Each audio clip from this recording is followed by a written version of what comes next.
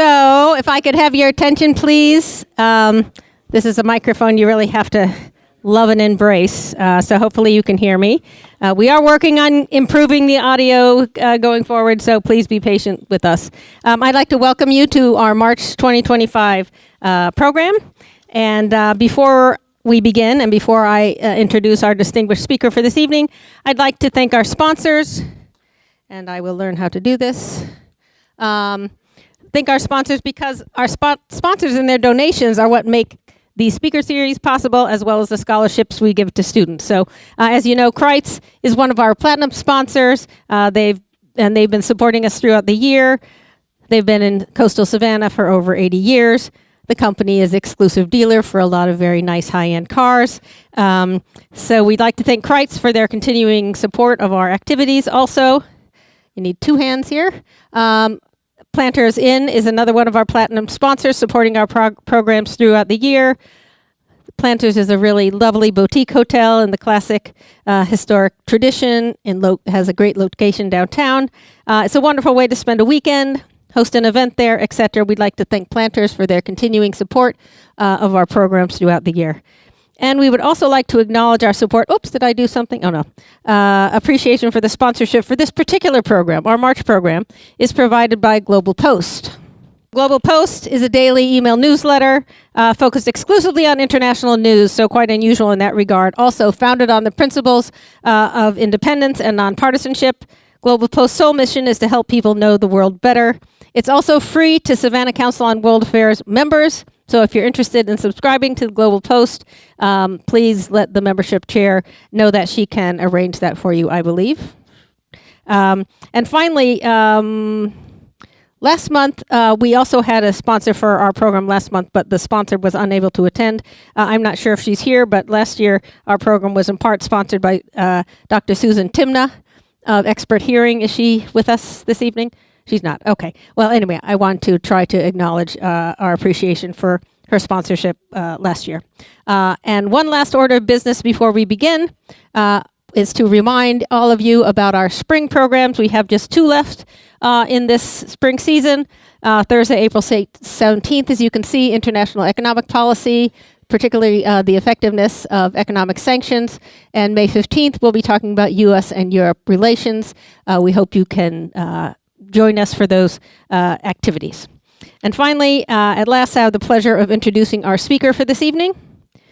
Ambassador Stuart Jones is president of the Middle East Institute, was former senior vice president and president for regions and corporate relations for Bechtel Corporation, and was former U.S. ambassador to Iraq and Jordan, so has a lot of very interesting experience to share with us today. His talk tonight is on commercial diplomacy, the Trump administration, and the art of the deal in the Middle East. So please give a warm welcome to Ambassador Jones.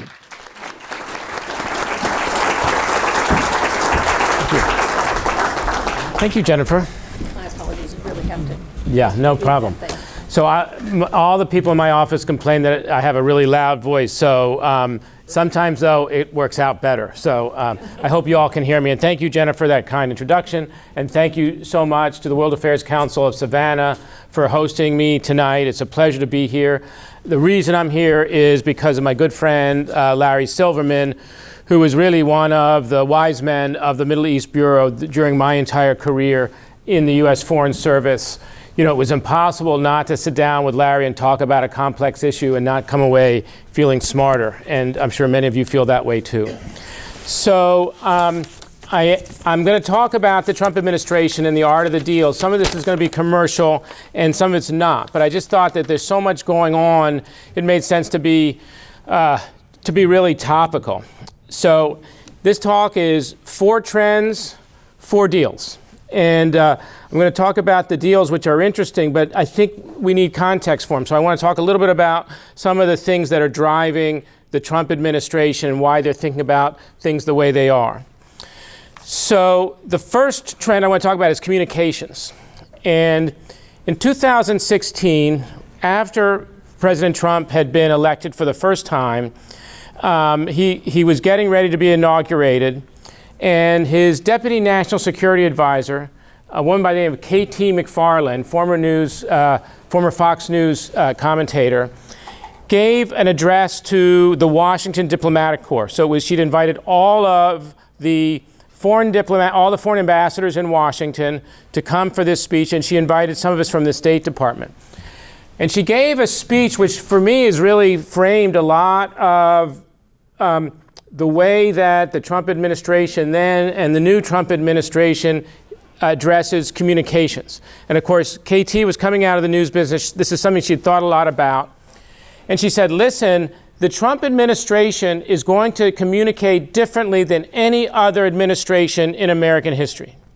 And she went back to Roosevelt and the fireside chats, and she went back to Kennedy and the first television press conferences. And she said, this is going to be the first president who really uses social media and is really going to address the citizens of foreign countries. He's going to reach into countries and communicate with people directly. And I think that was, she was right, of course, and it was important what she was saying. And I think we're seeing a lot of this still in the second Trump administration, not just with the use of social media, but with using a language which is not at all diplomatic. Now, as Larry will tell you, and my experience is, one of the jobs of a diplomat is you sort of listen to what the foreign leaders are saying and then say, now, what does that really mean? Who are they communicating to? How are we supposed to understand this particular phrase?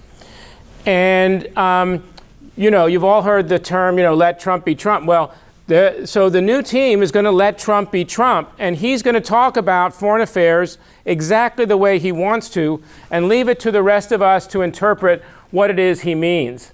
And so in the context of the Middle East, when he says we're going to make Gaza the Riviera of the Middle East, that's a very perplexing statement for many people. It's perplexing for those of us who've worked in the region. It's perplexing for the people who live in the region. But what's he saying there? And why did he say it when he said it? And he said it right before a visit of Prime Minister Netanyahu. So I think he wanted to give him something, make him feel like it was going to be a productive visit. And I think he also wanted to put pressure on the Arab states to come up with their own proposal for a peace process for Gaza and the West Bank. So rather than, I think this administration is not going to be one of those administrations that sends its special envoy, and I'm going to talk about Steve Witkoff in a second. We're not going to be sending our special envoy back and forth. Here's a new idea, here's a new idea. That's not what he's going to do. He's going to put pressure on the parties to develop these ideas. And so I'm really watching the communication of this administration. The second thing that we always hear about a Trump administration, both the first one and now, is that the president approaches foreign policy in a very transactional framework. And let me tell you, when we're in the region, the Arabs like Trump. The Gulf Arabs especially like Trump. The leadership, they enjoy working with him. And they say, we like his transactional approach. He doesn't come out here and preach to us about human rights. He doesn't tell us how to be. He just says, okay, here's what I want, what do you want? And there's some pros and cons to that approach. One of the pros is, and I think I'm going to give chops to this administration and to this president, is that when you're dealing in a transactional approach, you have to listen to the other side. And I think that the Trump administration listens better to the Arabs than the previous administration. Even a good friend of mine who's in the previous administration virtually admitted this to me. He said, for the first 2 years of the Biden administration, whenever we would go to see the Saudis, all we would tell them is pump more oil because we're worried about the price of gas in America. And it took us 2 years to figure out that that's not really what the Saudis wanted to talk about and what the people of the United Arab Emirates wanted to talk about or what the Qataris wanted to talk about. We had to learn that they actually wanted to talk about different things. But with the Trump administration, he gets it. He listens to what he knows what he wants, and he wants to hear what they want, and he wants to do a deal. Another thread that you're going to see throughout, I think, Trump foreign policy in the Middle East and, of course, everywhere else is the strategic competition with China. And the competition in the Middle East, I would say, is stark. It's visible. It's an important playing ground in this evolving competition. Remember, I mean, the Chinese import about 70% of the oil that gets produced in the Middle East. The Chinese are to the Gulf today, to the Arab Gulf today, what the United States was to the Gulf in 1973. They are utterly dependent on this oil. Yes, they're buying natural gas. Yes, they're evolving their alternative energies, but they are absolutely dependent on the oil from the Gulf. And so that makes it absolutely a strategic and security consideration for them. And of course, they're therefore going to invest in the Gulf. They're going to try to make those relations as close as they can. And they're going to try to exert as much influence as they can. And that does pose, I think, a threat to historic U.S. interests in the region. So far, I don't think they've gotten the traction that they want.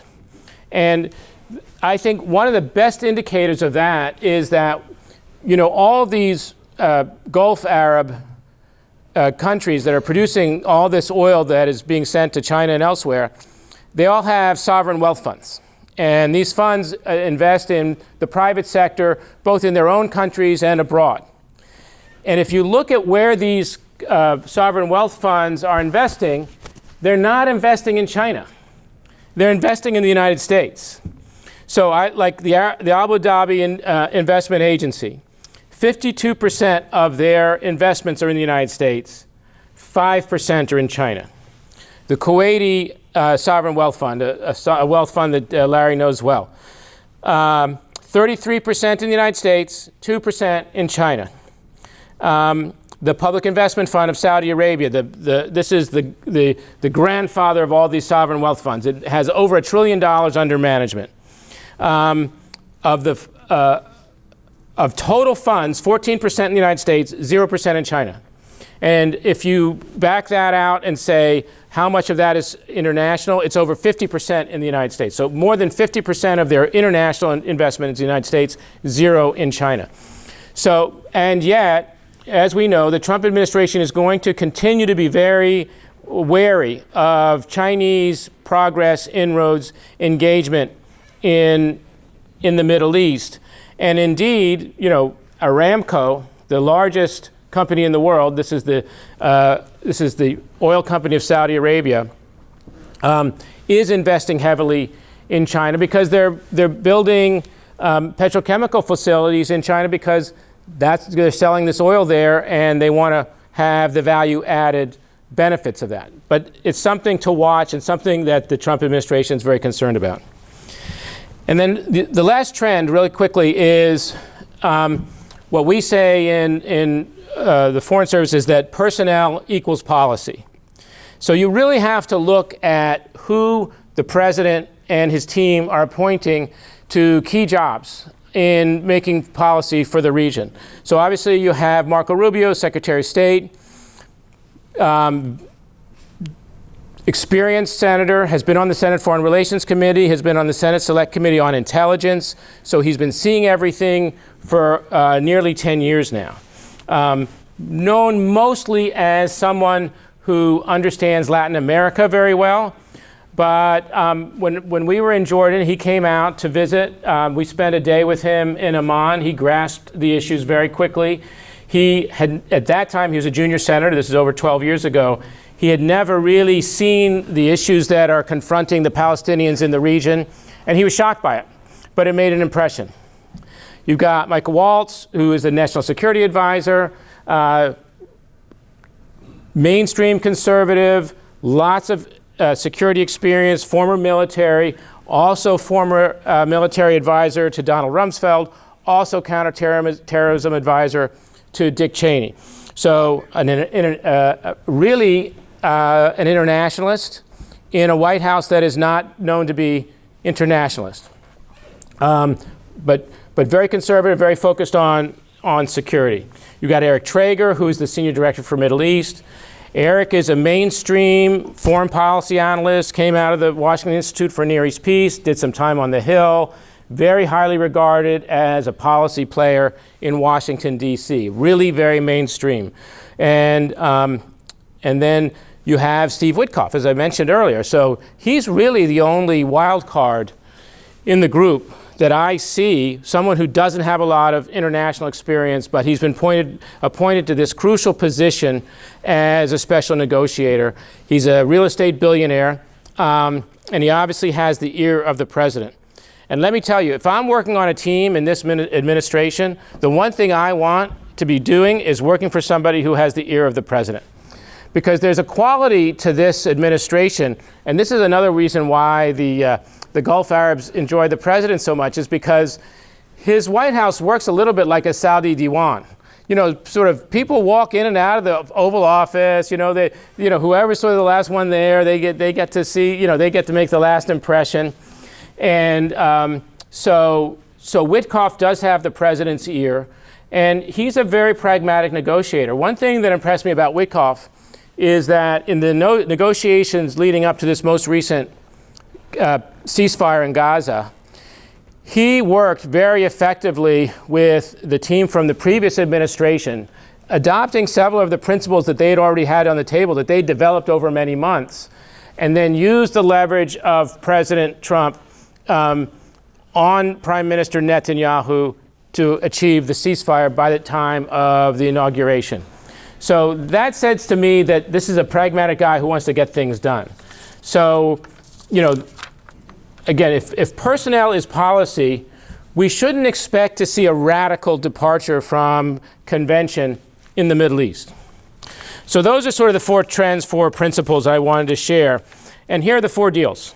So we've got Israel-Palestine, you got Israel-Saudi normalization, you've got maximum pressure on Iran and a nuclear agreement on nuclear weapons with Iran.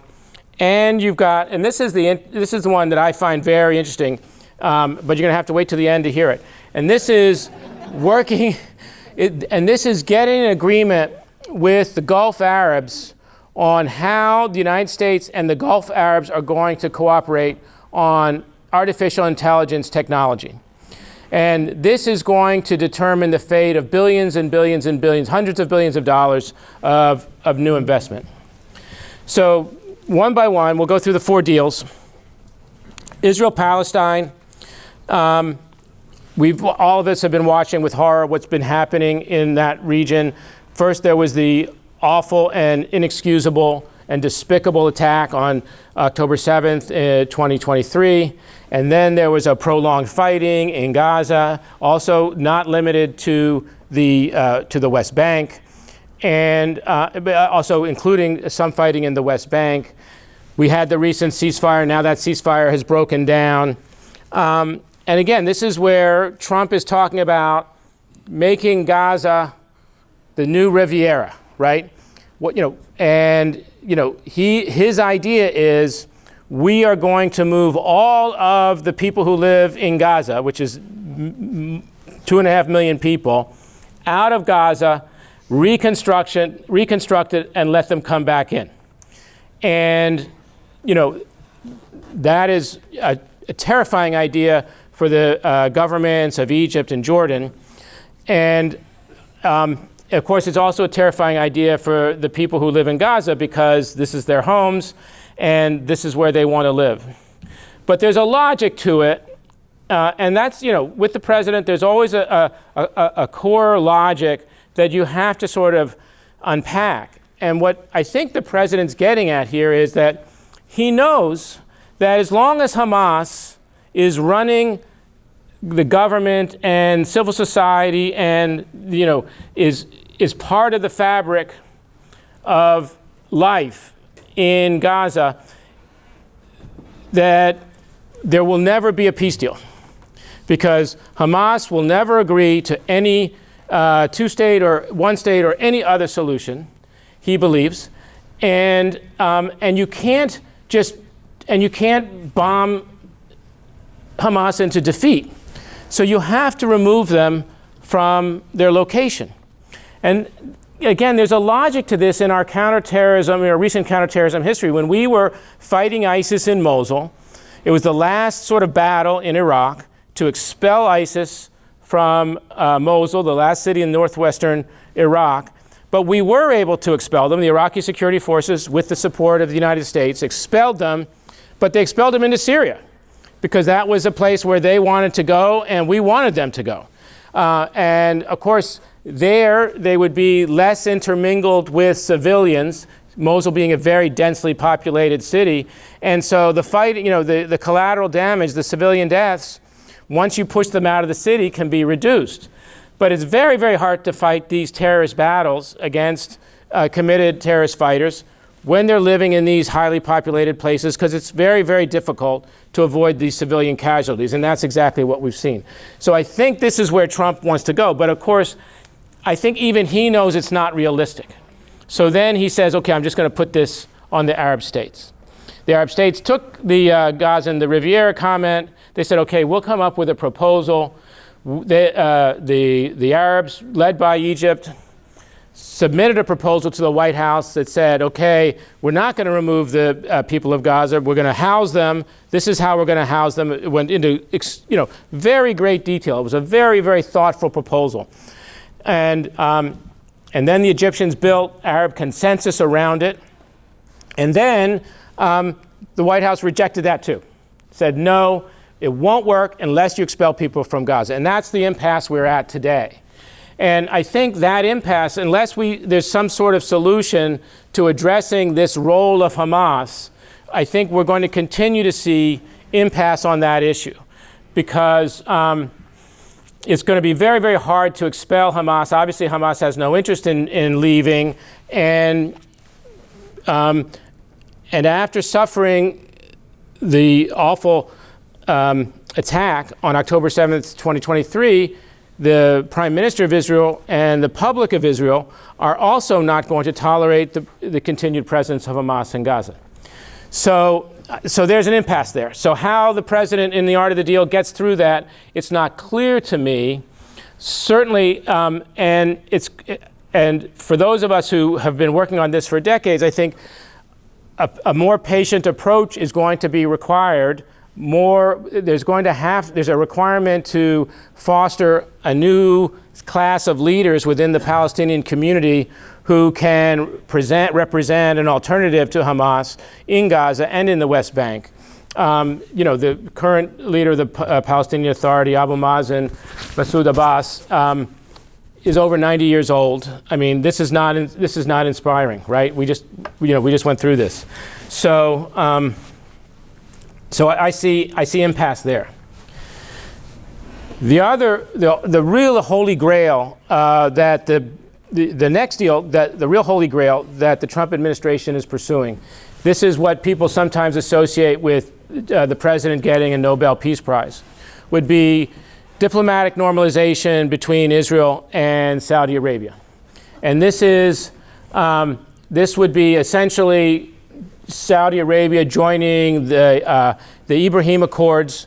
The Ibrahim Accords are, of course, the agreement between UAE and then later Morocco and Bahrain and a few other states to recognize Israel and open up trade. And indeed, the benefits of this normalization in the region would be extraordinary. The economic and commercial benefits would be outstanding. We're seeing in UAE and Israel already the benefits that they have. But Saudi, of course, being the real economic heavyweight in the region, would, magnify that immensely. There was also a huge economic benefit for the United States, because the Saudi Arabia has not recognized Israel, there are impediments in business that we could be doing with the Saudis. And there's many examples of this, but I'll just give you one, which is in nuclear power. So for decades, the Saudis have wanted to have their own civilian nuclear power program. And when Mohammed bin Salman became the crown prince, he elevated this as a priority. His half-brother, Abdulaziz bin Saud, Al Saud, is the Minister of Energy.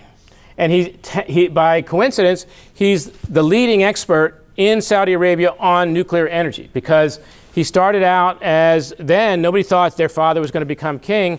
He thought he should just carve out a nice career in government in Saudi Arabia. He went to the Ministry of Energy and they said, well, do the nuclear file. That should be interesting.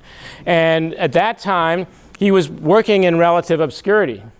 Now, and he became a very, very effective public official who was expert in this area. But working with the United States was blocked because they didn't have relations with Israel, and therefore there were certain non-proliferation requirements on Saudi Arabia that were not imposed on other countries. Saudis refused to operate under those conditions, and therefore we were at a stalemate. 6 years ago, they were getting ready to buy Russian civil nuclear power plants.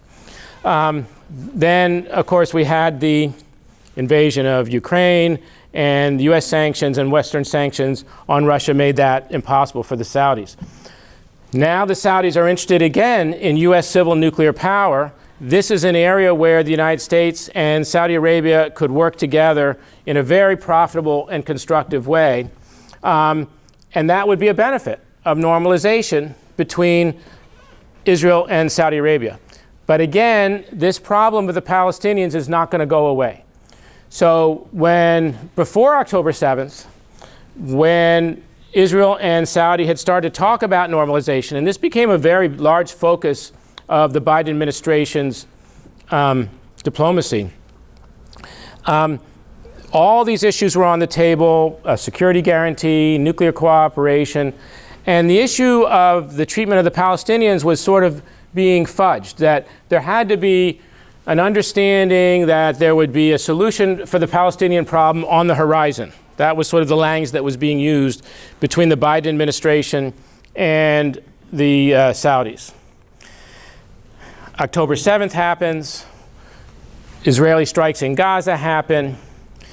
And one thing that we're sort of immune from, or maybe you're not, but I wouldn't have known if I hadn't been reading about it, which is, as a result of the military strikes in Gaza, and to a lesser degree in the West Bank, there's a lot of video in Arab language that is being distributed in social media about what happened to people in Gaza.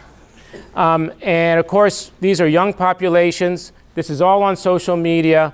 And so the young people of Saudi Arabia, the young people of Jordan, the young people of Egypt, the young people of the United Arab Emirates, they've been all getting these TikTok videos of these terrible, terrible destruction, death, limbs being severed, awful things to watch on social media, and they see it on an almost constant basis. Some of this social media, by the way, has been generated by Israeli soldiers. So there's certainly some propaganda, but it's not all propaganda. And this phenomenon of this social media that no one has tried to counter, we haven't been trying to counter it as the United States, the Israelis haven't really been trying to counter it. This has set firmly a sense of in the publics of these countries that the Palestinian people need to be protected in the next phase. So what we've seen then is the Saudis have actually moved their position from treating the Palestinian issue as something that was on the horizon, so that in last October, Prince Farhan, the foreign minister of Saudi Arabia, put an op-ed in the Financial Times saying that Palestinian statehood is a prerequisite now for Israeli-Saudi normalization. So they very much stiffened the requirements for cooperation on the Palestinian issue. Now, maybe the prospect of normalization with Saudi Arabia will be sufficient incentive for Prime Minister Netanyahu and his government to move somewhere on this issue of the Palestinians. But I see somebody shaking their head, and I have to agree. So that's not the state of mind that the Prime Minister is in now. There's a whole other conversation to be had about domestic politics in Israel, which we'll leave for another night. But let me sum it up by saying I believe that the Prime Minister is succeeding as the Prime Minister of Israel because he's doing exactly what the people of Israel want him to do. So the Israeli-Saudi normalization deal, again, would be an outstanding achievement but I think is now hung up because of the problem of the Palestinian issue. Third deal, Iran nukes. So we all know that when President Trump came into office in 2016, he vacated the Joint Comprehensive Plan of Action, the agreement that had been negotiated by the Obama administration to eliminate nukes to reduce, to slow down and ultimately eliminate the production of nuclear weapons in Iran. The reason he did that was because the justification at the time, there may have been a domestic political component, but the justification at the time from a policy standpoint was this is insufficient because it doesn't do enough to stop the growth of nuclear weapons, but also it doesn't address at all the proxy fighters that Iran is sponsoring throughout the region that represent a gross threat to the security of the United States and our partners. And we're talking about, of course, about Hamas, about Hezbollah, about the Houthis in Yemen, and also the Bashar al-Assad regime, because Syria was being used as a transmission corridor for rockets and weapons that would be used against Israel. So here we are now in 2025, and it looks like a new equation. For one thing, the Iranian nuclear program has advanced considerably. So now the Iranians are further along in their program than would have been allowed under the Obama, but the JCPOA, the agreement that the Obama administration had agreed. They've exceeded those limits. So anything now is going to force them to go backwards. But the other factor is the proxy fighters have been largely set back. Hezbollah has been weakened. Hamas has been significantly weakened. Bashar al-Assad is back in Moscow. Syria is no longer controlled by a government that is sympathetic to Iran. So that whole set of problems, thanks to, frankly, strikes by the government of Israel and the military of Israel, that is less acute. Now, as we all know, President sent a letter to the supreme leader of Iran offering to do negotiations on nuclear weapons. We all know that the supreme leader made this indignant reply and rejected this. But we also know through diplomatic circles that the Iranians are paddling fiercely beneath the surface to get into some sort of negotiation process with the US government. So they're working through their Saudis, they're working through other counterparts, they're going to the Europeans. There's a stereophonic sound that the Iranians are also looking for a deal. Now, the Iranian sort of playbook is that, it's like, a boxing match where, when you're getting beat up and you want the other fighter to stop punching you, you hug them as close as you can and just try to stop the action. And that typifies, that's a perfect description of the Iranian negotiating style. What they do is they love to lock you up in these negotiations that drag on, don't produce anything, test your patience. And I think we can all agree that the Trump administration is not going to sit for that style of negotiation. So we'll see where that goes. Again, I think the sequencing of all these is Ukraine is going to go first.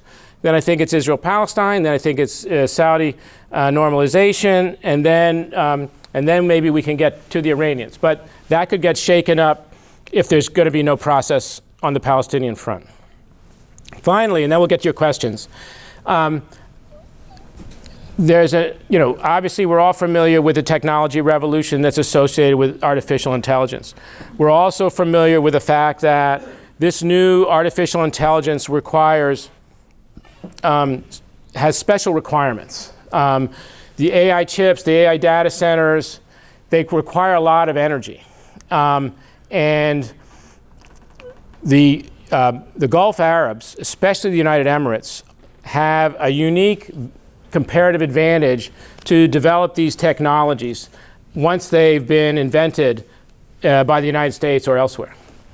So, because what you need for these for this AI training process where you're training the chips and then running the data centers is you need capital, you need energy, and you need physical space because the data centers are so vast. And the Emiratis, the Saudis, and to a lesser degree, the Bahrainis and the Qataris, that's exactly what they've got. So they are very eager to be a strong partner in the development of AI by providing those things. And Sheikh Tahnoun, the National Security Advisor of the United Arab Emirates, was in Washington this week. He had an extraordinary meeting with the president. The president hosted a dinner and invited half the cabinet for that conversation. Now that happened, so Sheikh Tahnoun, he's the younger brother of the leader of the United Arab Emirates. I mean, it's extraordinary for the president to convene a dinner with half his cabinet around a person who's not a national leader, who's only a cabinet level. So I think this highlights how seriously the president and his administration are going to take this partnership with the Emirates. But there are really important policy questions ahead on exactly how we share this technology. The Biden administration in December, the Biden administration had been having these conversations too. Again, as I said earlier, about halfway through the administration, they realized that when they talked to the Saudis about oil supply, the Saudis glazed. But when they talk about technology, the Saudis would perk up in their chair. Same thing with the Emiratis. So in December, the Biden administration issued an executive order that would regulate the way that AI chips would be shared with all the countries in the world. But it was really aimed at how we were going to cooperate with the United Arab Emirates. And it was a big disappointment to the United Arab Emirates because it didn't treat them as a first-tier partner. It treated them as really a fourth-tier partner. And so they are concentrating all of their effort now in trying to persuade the Trump administration to treat them as a first-class partner and not limit the trade in AI chips and to allow them to develop this industry in connection, in partnership with U.S. firms. And we know that Sheikh Tahnoun brought a proposal to Washington along these lines. I don't know the specifics, but it's a very exciting development. I talked to the tech policy director in the Biden administration, one of the guys who worked in the White House, and I said, what was your reluctance? And he said, look, of course, there's the concern about leakage to China, which we know about. He said, the other thing that people don't realize is that if we give the UAE this favored position which they're seeking, this could be like the whole industry could move to UAE because the conditions there are so ideal. And that might actually really be negative for the US industry. So these are the considerations. I think that the Emiratis are working very hard to convince the Trump administration on the security issue vis-a-vis China. Again, it goes back to what I was saying earlier about strategic competition with China. But I sort of see it, the other way. What I see is if we're cooperating with the Emiratis and the Saudis and the others in this industry, they are going to be much more keen to align with the United States rather than aligning with China, because this will be the new lifeblood of their economies as they wean themselves off of fossil fuels. So there you have it, 4 trends, 4 deals. Sorry to gas on so long. I hope it wasn't too painful, but Larry is going to open us up for some questions. Thank you. Thank you.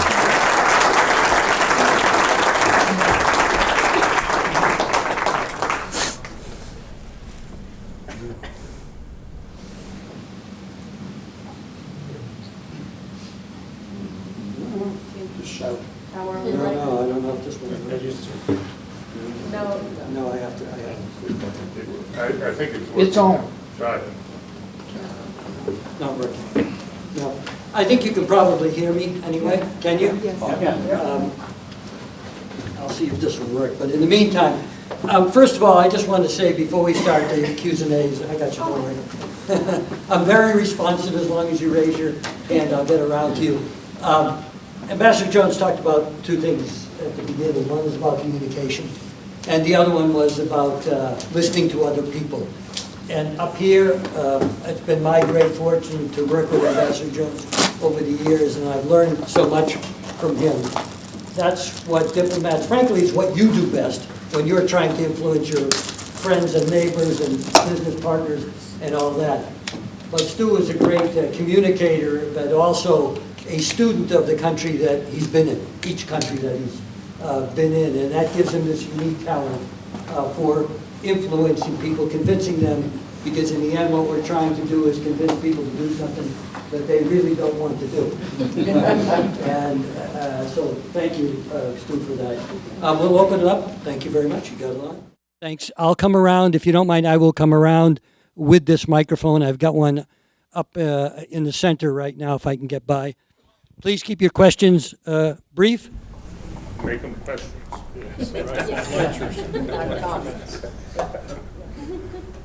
Since we began, we have never understood tribes and tribalism and the relationships. So when the king of Jordan and the United States said we can send Gazans to Jordan, Jordan never had jurisdiction into Gaza. Jordan only had jurisdiction of the people of Gaza who moved into Jordan. So therefore, he was not in control of organizing and taking in Gazans of which he had no relationships. So how do we reconcile this problem, and how do we look at the nature of how people, tribes, and relationships come together, and we're not dealing with this in a proper way? Would you give a comment on how that could be reconciled? Yeah, thanks. It's a great question. So I had the good fortune to serve in Jordan for 3 years, from 2011 to 14, and worked closely with King Abdullah. And as you know, he came to Washington a few weeks ago to respond to the president's demand that Jordan accept the people from Gaza. And I knew from his team, I didn't see him, but I knew from his team that he was really preparing hard for this meeting. He really took the meeting very, very seriously and rehearsed it and thought about how he was going to deal with it. And the meeting was supposed to be a meeting that would be, it was going to be in the Oval Office, but he didn't know there were going to be cameras on. And then the camera showed up. And, you know, I think about His Majesty, you know, he could have had a Zelensky moment, but he was so well prepared and he was so clear in his conviction about wanting to collaborate with the president in his end goal, but needing to help him understand that it just wouldn't be, the physics of moving these people into Jordan wouldn't work. But he never said it, he never said no. He said, listen, I'm going to take 2,000 Palestinians who've been injured in the fighting, and we're going to treat them in Jordanian hospitals. And he said, Mr. President, look, I've been doing this for 30 years. And I think the king said this with sincerity. He said, I've been doing this for 30 years, and I see you as the person who's going to get us to the next level. So he spoke to the president in a way that the president could hear him. You talk about listening. The king is an excellent listener. And so right now, you know, that immediate sort of irritation in the U.S.-Jordanian relationship over this issue has really been lowered. But I think, you know, again, so also that week, so former foreign minister of Jordan, Nasser Judah, came into town. He came and spoke at my institute, the Middle East Institute. And he's talked about all the ideas he had for sort of reconstituting Palestinian leadership, for getting more new blood, and, you know, giving people an alternative to Hamas, and all these great ideas. And I said, this is great. You know, do you think that Prime Minister Netanyahu will, you know, cooperate on any of this? And he said, oh, no. So there's a challenge. You know, Netanyahu is a function of Israeli politics. You know, let's not demonize the individual. This is where, this is where the people of Israel are right now. So this is going to take extraordinary leadership to sort of move everybody in a direction, and it's going to take patience. I will just add one thing. It's probably fortunate that it was King Abdullah who came here. Remember, this was an offer for the Jordanians and the Egyptians to take the Gazans. And of course, there is a much closer relationship between Gaza and Egypt. And I don't know if President Sisi would have been quite so skilled or diplomatic in his rejection of that idea. And he has a much larger population, by the way, to deal with that is very much opposed to the idea. And by the way, let me just make this one other key point, because it's really not in Netanyahu's interest to push these Gazans into the Sinai. Because right now he can see what Hamas is doing. He can see how they're operating. He's got all the ISR flying over, the intelligence, surveillance, and reconnaissance flying over.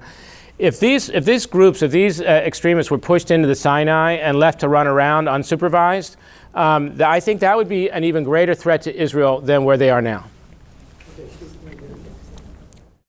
Ambassador, I think you've misrepresented a bit the Iranian agreement for nuclear arms. When you bring into that conversation the third parties like the Houthis, as if they were part of that agreement, they weren't. So dissolution of that agreement was a diplomatic mistake. There could have been another agreement after that, but Trump chose not to do it. And I think in general what you've done tonight is put lipstick on a pig. Excuse me. Let me give you a scenario. Well, briefly is fine. I think we're faced with a crisis with the way this president is running things. And it's up to people like you to give us logic and rationale for the way he behaves and for the decisions he makes. What I'm concerned about is that in 2 or 3 years, he will eventually find a way to declare a national emergency, and he will not leave office. I'd like to hear your comments. So, first of all, your first point, I want to absolutely agree that, and if I implied that neutralizing the Houthis or neutralizing Hamas was part of the agreement, that's not what I meant to say. What I meant to say is this: is that according to when the Trump administration vacated the JCPOA, they said this agreement is inadequate. They didn't like some of the elements of the restrictions on nuclear weapons, but they also said it's inadequate because it doesn't address the problem created by the threat of the Houthis and Hezbollah and Hamas. So, and that was the justification. And my point in saying all this was, now that's changed.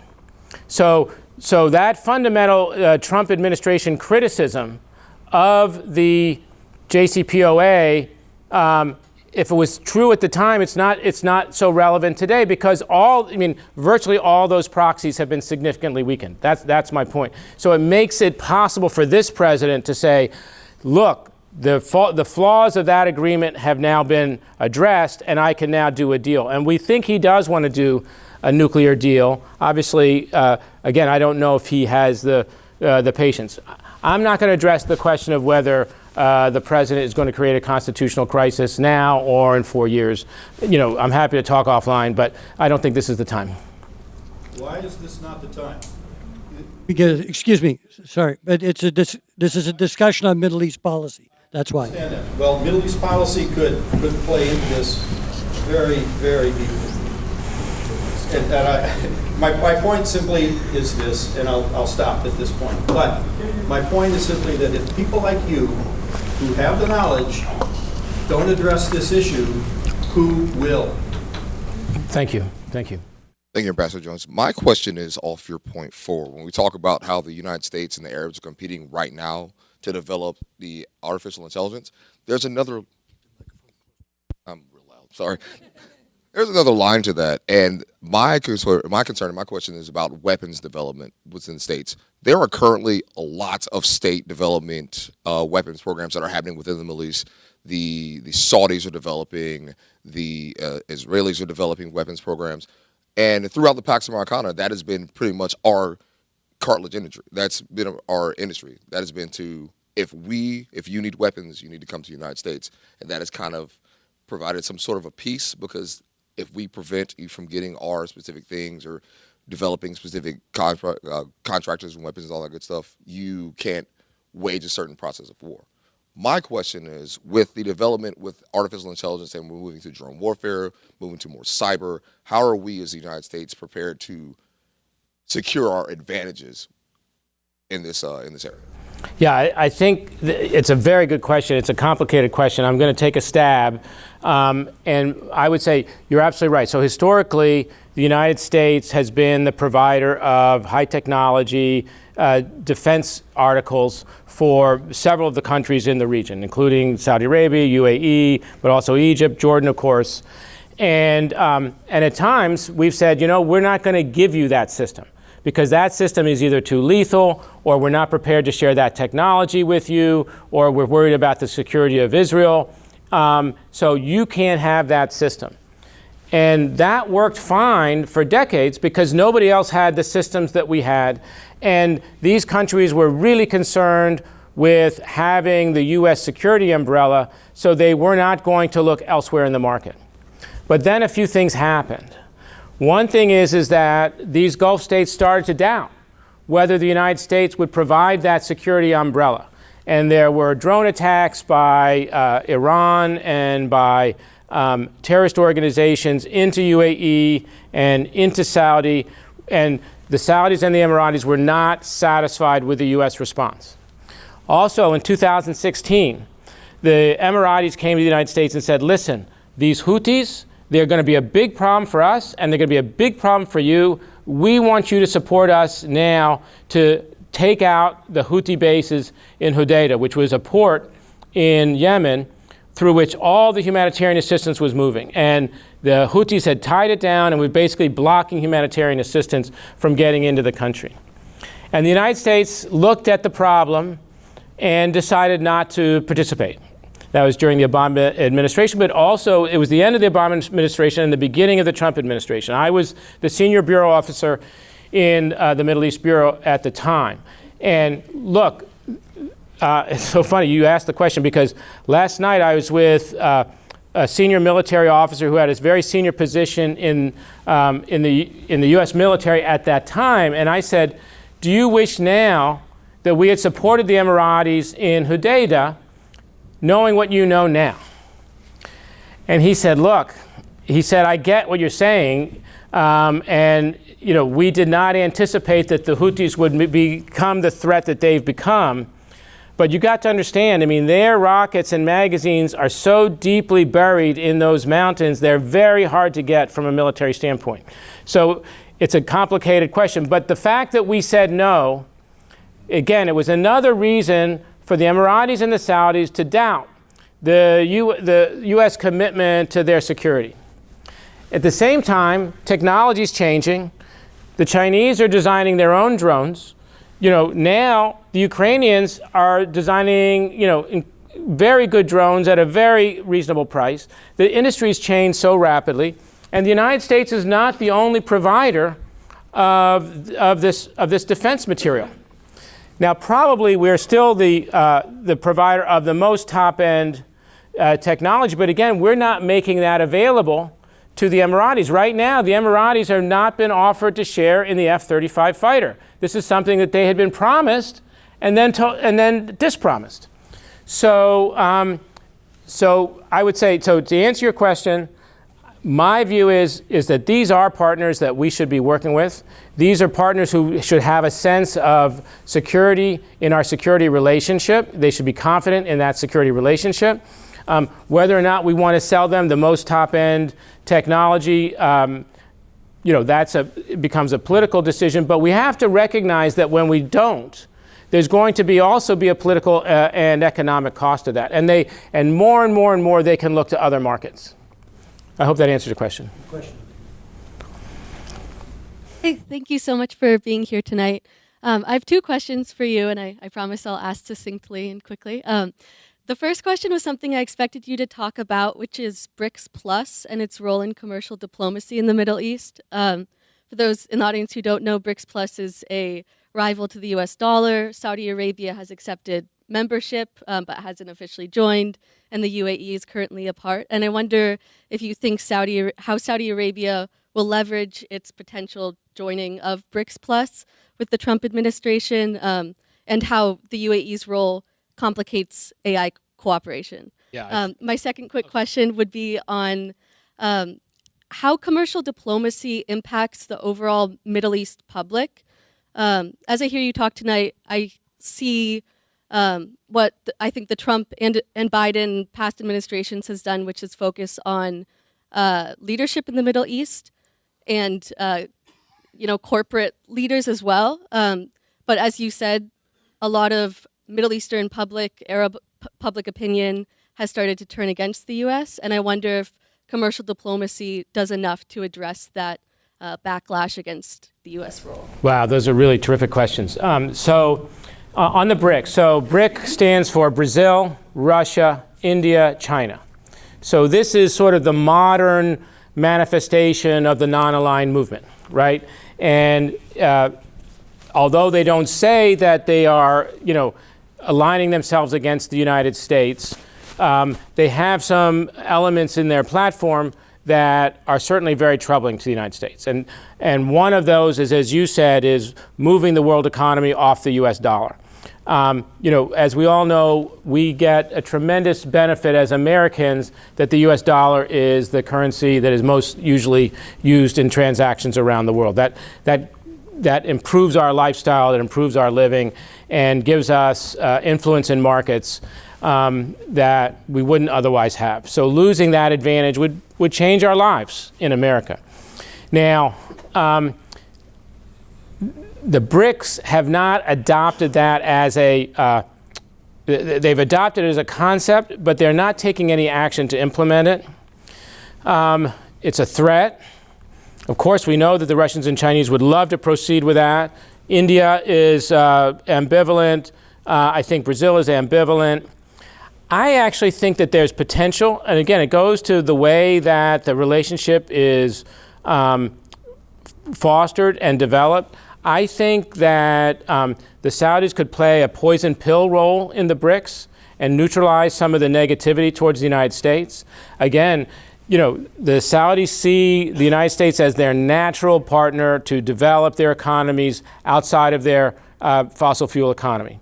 They want our technology, they want our innovation, they're invested heavily in the United States, their sovereign wealth fund is heavily invested here. So they would not benefit, the Saudi people, the Saudi economy would not benefit from some of the economic measures that are sort of bubbling in the BRICS. And I think the Emiratis are the same. So I think it's a really interesting question. It's something that diplomats are watching with great concern. It's a way for the Saudis and the Emiratis to remind the United States that they have options if we don't listen better to them. And it goes back to the listening comment. So, but I think that's sort of where that is. On the issue of commercial diplomacy, I think this is such an important issue because, again, after I retired from the Foreign Service in 2017, I was 7 years with the U.S. A company called Bechtel, which is an engineering, construction, and project management firm. And I spent a lot of time in the Arab world, and I talked to a lot of business people. And again, when people look at what they want, when foreigners look at what they want for their country's relationship with the United States, they're excited about our technologies. They're excited about the innovation that we can bring in our financial instruments.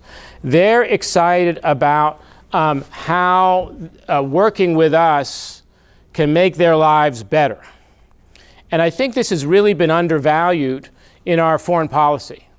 And again, for all the criticism of the president, I think this is something that he understands. This transactional approach is he wants to talk about business with these countries, and in fact, that's what they want to talk to him about as well. So whether this whether this series of meetings with Sheikh Tahnoun produces something, breakthrough on agreements with AI, the fact that we're engaging in this way, I think, demonstrates that we should really elevate the commercial diplomacy component of U.S. foreign policy and remind people that this is one of the advantages of the United States is not only the security umbrella we may provide, but it's also our technology, our innovation. One of the things that U.S. firms bring when they go to a foreign country is they bring a culture of safety. So when you're working on a job in Bechtel in Egypt, you have less chance of getting injured than if you're working on a job for a Chinese firm. That's measurable. And people like it when their husband comes home at the end of the day without being injured. So that's a real soft power benefit that we shouldn't lose sight of. Here, give me 1 second, Stu. My exercise for the day.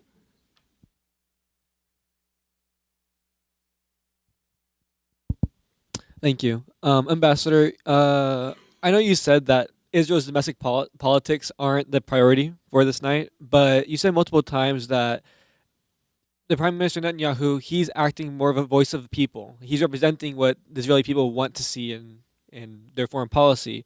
But we've seen, especially after the falling apart of the ceasefire, like widespread popular pushback against their policies in Gaza. And he's seeing all this popular pushback, but also at the same time he's being forced to acquiesce to his party's right flank, right, to keep the government together. So I'm curious what you think, if any, effects popular demand can have to push possibly Netanyahu's policies towards the center instead of just continuing to go towards the right to appease his flank. Yeah, that's a great question. So I mean, Larry probably knows more about Israeli domestic politics than I do. So if you want to chime in, but my take on this is that again, Netanyahu needs to stay in office. He needs to show that he is prosecuting the war against Hamas. And this gives him an ability to stave off investigations into the intelligence failures and everything that happened around October 7th. It enables him to stave off the corruption investigations.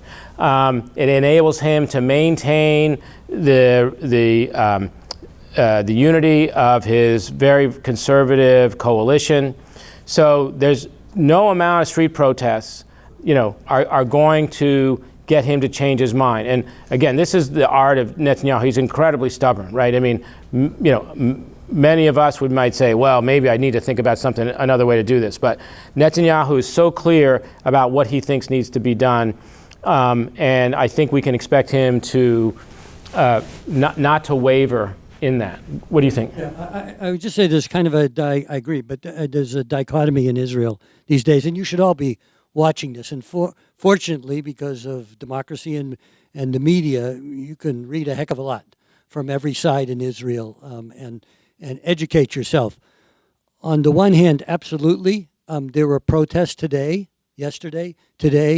in Israel, particularly from some of the hostage families, against the renewal of ground operations, the IDF's ground operations in Gaza, saying all you're doing is making it even harder for our relatives to come home. And that's a very real sentiment. I can't exactly quantify it. Separately, another trend. You have seen already some Israeli generals resign because of what happened on October 7th. Because in essence, they said, we failed. Now, many of them have stayed on because they said, we failed and we owe you. But one way to pay you back is to get it done right now. And I expect more generals to resign after hopefully we have all the hostages home. And I think that's, in the IDF, that's the thing to do. The Prime Minister thinks very differently. He has said he's not going to resign. He is not in favor of a formal investigation, as you know. And so that's the key thing to watch, is about this investigation of October 7th. What mistakes were made? What did we do to rectify it? And that's been put off, obviously, while the war is going on. But it will come back. The last thing I'll say is the dichotomy. If you look at most recent polls of Israelis, including, I don't see the questions. And by the way, whenever you're looking at the results of a public opinion poll, the first thing you should ask is, show me the questions. okay? Because as you all know, the answer can be affected by how the question is asked. But I will tell you, it's a disappointing, depressing, let's say, for those of us who believe in a two-state solution. There is a decline in Israeli support for any peace settlement, to be perfectly honest, for a two-state solution. One state, they're not being asked. But if you're asking about a Palestinian state these days, that percentage has really fallen quite a bit. And that's obviously bodes poorly. That's at Hamas's hands in this case. But so you have that dichotomy: anger with Prime Minister Netanyahu. Either they were angry at him. Remember, they were angry at him for other reasons before, the judicial issue, which is still very much goes to the crux of Israeli democracy, and the issue of how best to get back the hostages. So there's that negativity. On the other hand, there's a clear trend, less feeling of a need for a settlement of the Palestinian issue, unfortunately. I think that oftentimes, at least from what I've seen and heard, it can be forgotten that a lot of the conflicts in the Middle East are religious in connotation and origin. So given your experience, I'd like to hear how you expect the Trump administration will reconcile both commercial diplomacy and the commercial interests of the U.S. with the religious principles that kind of fuel both sides in Middle Eastern conflict, specifically the state of Israel and Hamas with the state of Palestine. Yeah, so, certainly there are religious themes to the conflicts in the Middle East. There's, as you said, there's the Jewish Muslim, there's conflicts with Christian communities that in the Middle East that are dwindling. There's the frictions that we've seen in Iraq and Syria and Lebanon between Sunni and Shia. But these are not theological disputes. These are really not theological disputes. These are, to go back to somebody else's term, tribal disputes. This goes to the communities that rely on each other, the communities that rely on themselves for their security, and how they interact with other communities that rely on themselves for security. So what we're seeing in Lebanon today may be offering a path forward. So, as you know, Lebanon has been riven with civil war, conflict, strikes from Israel, domination by Hezbollah, which is, of course, the cat's paw of Iran. It's been and they've had this terrible financial collapse. They had this awful crisis where all this explosives have been stored on this ship, and then they exploded and killed hundreds of people. They've just had a horrible 10 years, 15 years. And now, just in recent weeks, what we're seeing now is that after Hamas has been significantly weakened in southern Lebanon, is that the civilian government has been able to come together, that the various factions, and Lebanon has all the factions. They've got the Christians, the Druze, the Sunnis, the Shia.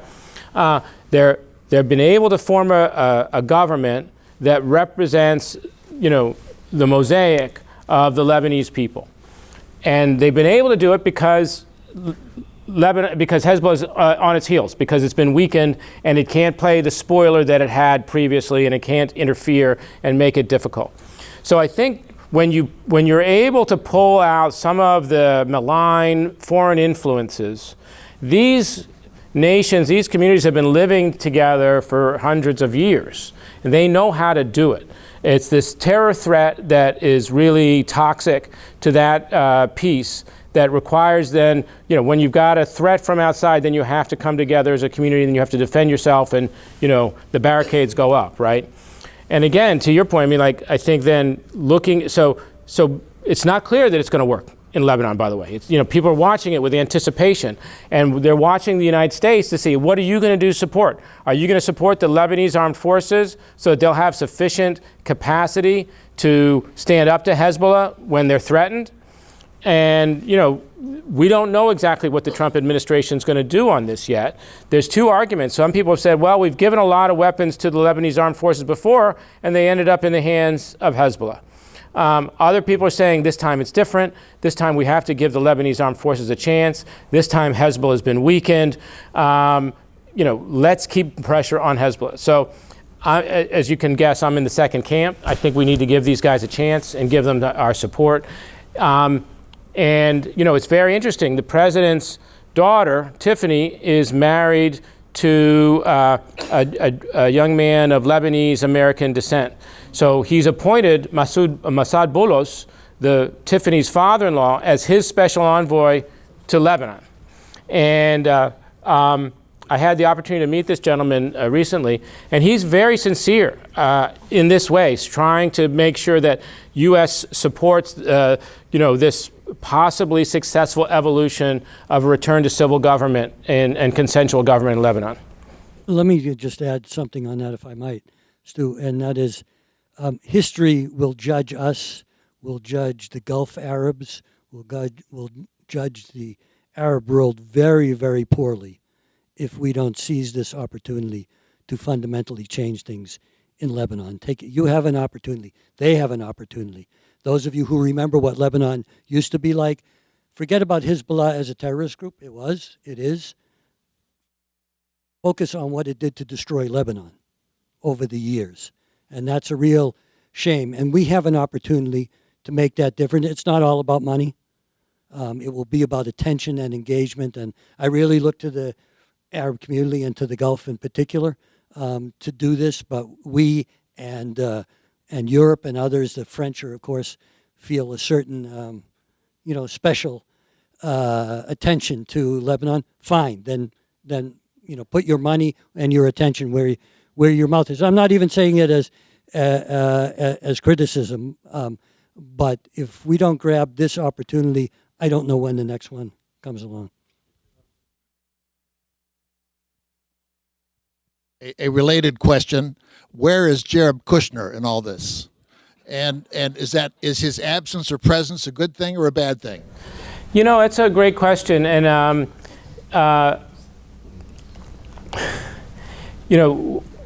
this Gaza and the Riviera thing, we can all track that back to a comment he made 2 years ago after the first Trump administration was over, saying, admiring the real estate. As you know, he has maintained close relations with some of these Arab leaders in the Gulf.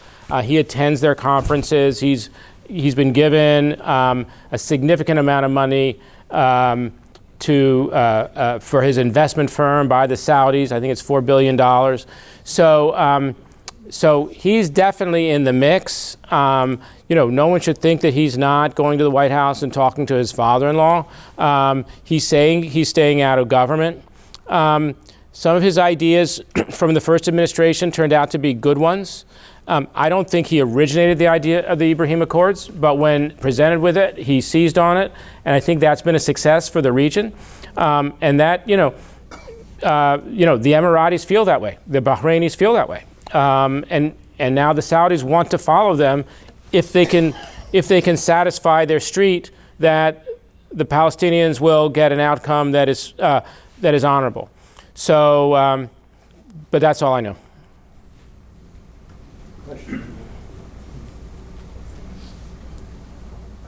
In all of the conversations you've had, which has been fantastic, and in the news, the United Nations doesn't come up, with the exception perhaps of UNRWA. Does the United Nations have any role in anything anymore, or is it kind of defunct? That's a great, I'll tell you, what I think? I think it doesn't. They have institutions. They are able to deliver humanitarian assistance in certain places. UNRWA, I think, was fatally flawed. It was corrupt. It was problematic because of the presence of Hamas.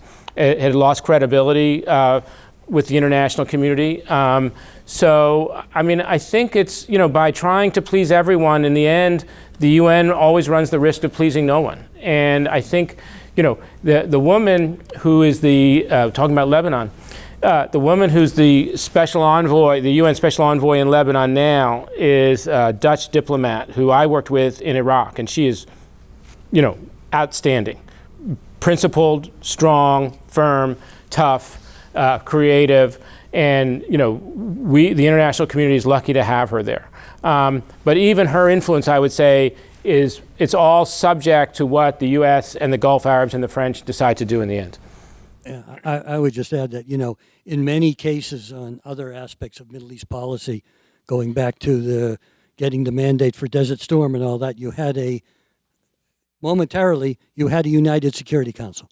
And you no longer have that with the 5 permanent members. And I don't foresee that you're going to get that back anytime in the rest of my lifetime.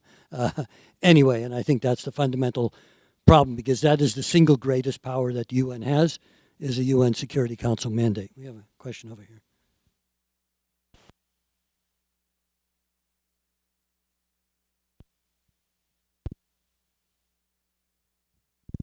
What is the percentage of the population in Gaza that is Hamas? How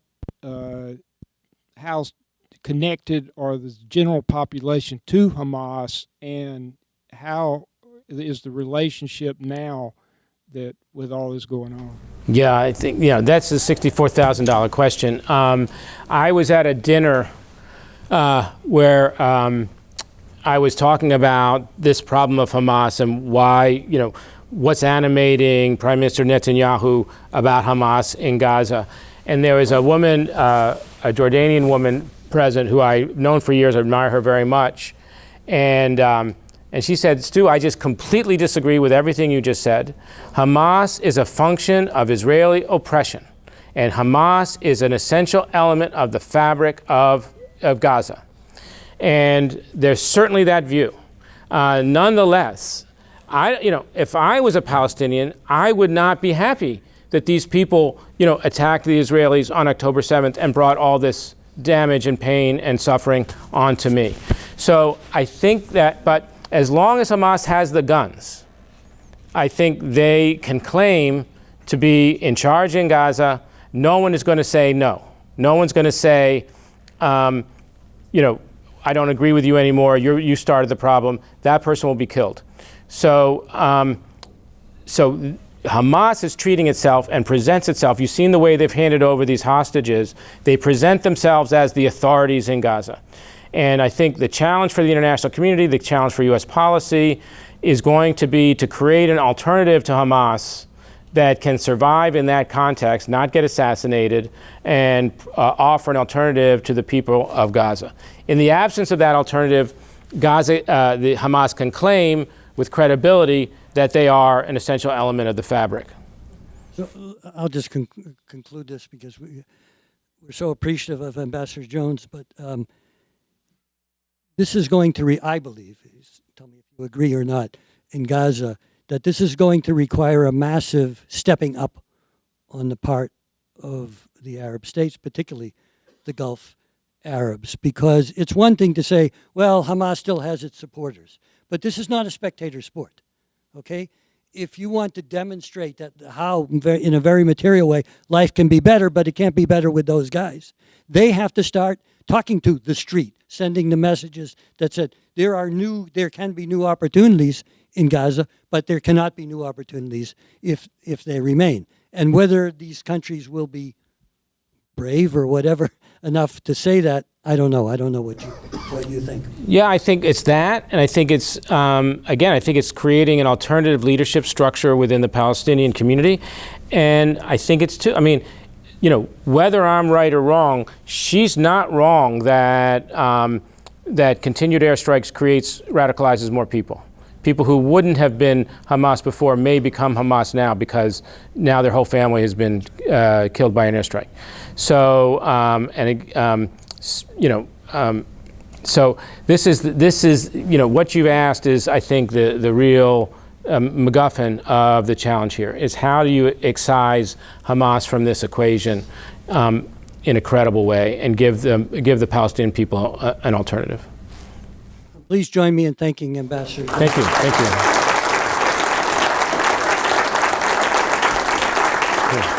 you.